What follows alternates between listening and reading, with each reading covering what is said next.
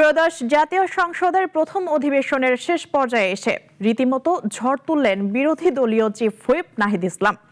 দীর্ঘ ৩৪ মিনিটের এক বক্তব্যে তিনি দেশের বর্তমান পরিস্থিতি তুলে ধরেন।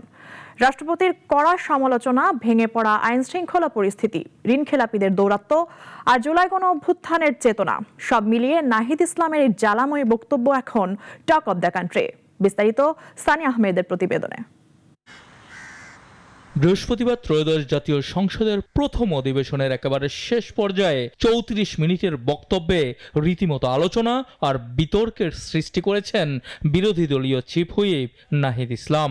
ওইখানকার যিনি পরাজিত প্রার্থী তাদেরকে দিয়ে বিভিন্ন উন্নয়ন কার্যক্রম করছে প্রশাসক। কি ছিল না তার আলোচনায়? রাষ্ট্রপতির সমালোচনা থেকে শুরু করে আইন শৃঙ্খলার ভয়াবহ অবস্থা, ঋণখেলাপি, অর্থনীতির বেহাল অবস্থা, জুলাই গণ অভ্যুত্থান সব আলোচনায় করেছেন সাজিয়ে। নির্বাচনের বিধান অনুযায়ী ঋণখেলাপিকে নির্বাচনে প্রার্থী হতে পারবে না। রাষ্ট্রপতির পরিবর্তন করতে না পারা বিএনপির দেউলিয়াত্ব বলে মন্তব্য করে নাহিদ ইসলাম বলেন, বাংলাদেশের ইতিহাসে প্রথমবার একজন ব্যবসায়ীকে গভর্নর করা হয়েছে শুধুমাত্র ঋণখেলাপিদের বাঁচানোর জন্য।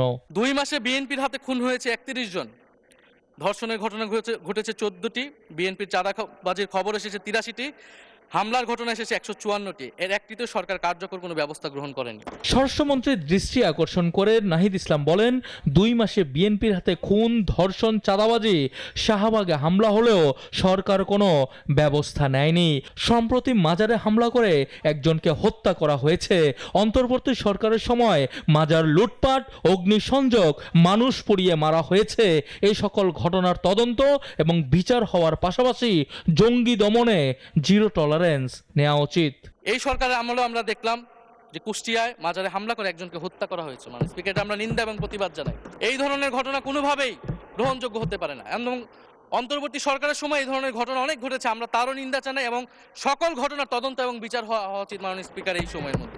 নাহিদ ইসলামের বক্তব্যের পর বাংলাদেশ জাতীয় সংসদের চিফ হুইপ মোহাম্মদ নুরুল ইসলাম মনি বলেন, আমরা অন্ধকার থেকে বেরিয়ে এসেছি, সকলে একসঙ্গে দেশ গড়ব।